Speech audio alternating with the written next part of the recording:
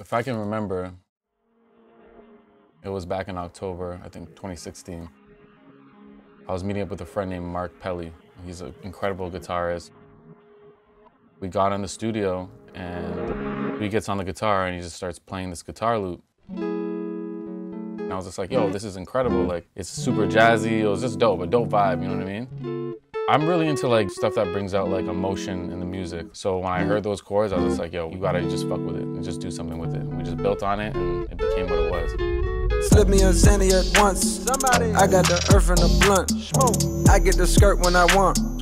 I get the skirt when I want. Due to the money aroma. My girl, she got a diploma. She got white written all over. She got white written all over. I try not to think about other artists when I'm creating because we often think about what an artist wants back in the day, you know, or before. And we always have to think ahead as producers, what could an artist be on that they've never been on? When I sent Cole that track, he was in the process of building his secret album, the KOD Project. I didn't know about it. I don't think anybody really knew about it. I don't even think he even knew about it, you know, at the time because he's just creating organically. And, you know, I threw that track to him and it just fit the mold of the project so well. Cole is an incredible lyricist and songwriter, so I just knew he was going to deliver something just crazy on the track, you know, and he did. When I first started Kevin's Heart, I linked up with this guy, Mark Pelly. He's a great friend of mine, incredible guitarist, and, you know, he was just playing some guitars, but this is how it all started. The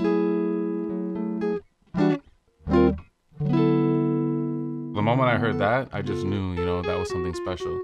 And then he adds a couple of layers after we recorded this. It was a crazy vibe, but I wanted to make something interesting out of it, you know, so I started stacking effects. I added this effect called retro color, which I use a lot. I mean, it gives you that, you know, vintage feel. I threw this over top with a little bit of like digital distortion that gives it that like kind of video game feel.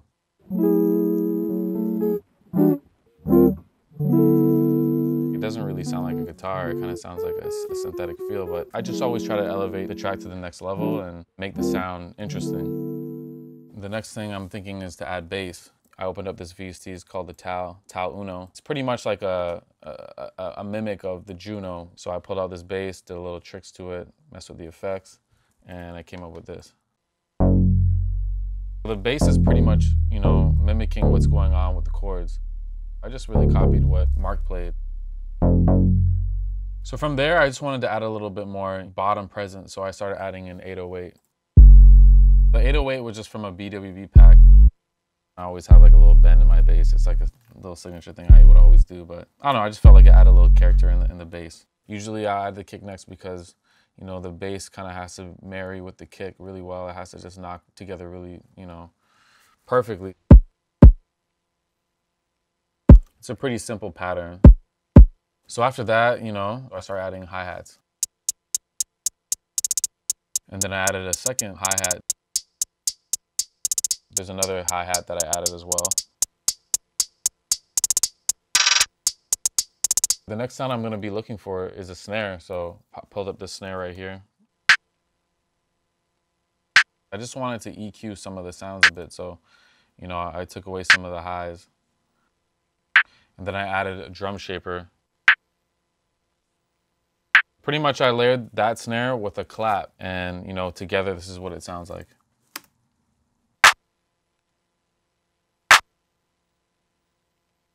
The next thing in line that I thought of was to add some percussion sounds. That's just like a minor clap that sits under the track, so when you play with the other snares. I also added an open hat, you know, just to, you know, hit every time before the snare comes in. And then I added this little percussion, almost like a hollow bongo sound. This is pretty much all the drum tracks together playing at once.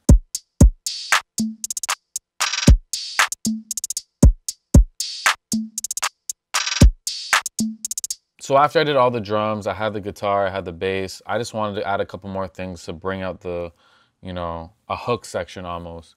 So, you know, I pulled another sound from the Tal Uno. If you look here, it's echoing and the pitch is up all the way.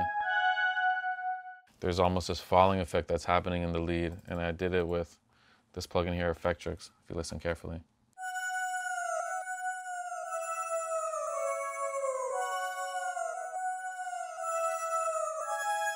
The next effect that I added is called Crystallizer. It's pretty much adding like a sense of reverb or doubling from the sound. Another sound that I added to the track was just like a random, almost pad-ish effect. It's a sound that I found from Atmosphere. It's called Communing with Whales. It kind of has like this whale singing effect. That actually has an effect over top, so I added retro color to that. So if I add it with the drums, you'll hear it like this.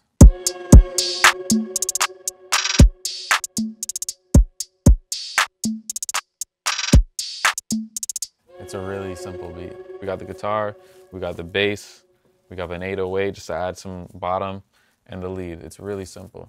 She my number one, I don't need nothing on the side. Said that I was done for good and don't want no more lies. What I like about the beat a lot is that it has trap elements, but it's very soulful, it's very musical, and I think that Cole's album pretty much embodies a lot of that. All a nigga know is how to fuck a good thing up. Run from the pain, sip lean, smoke tree up. When I'm in your... I know Cole definitely has a lot of respect for me as a producer. I'm big on like sound choices and things just sounding right in the track. I'm like a doctor when it comes to this. Like I'll go through 100 kicks, 200 kicks until I find the right one. I'll go through 100 snares until I find the right one. So I think he really appreciates that aspect. I'm all about the production and he understands that, and he's just a crazy lyricist. So you're just like, you know, it's the perfect situation. When I look in the mirror,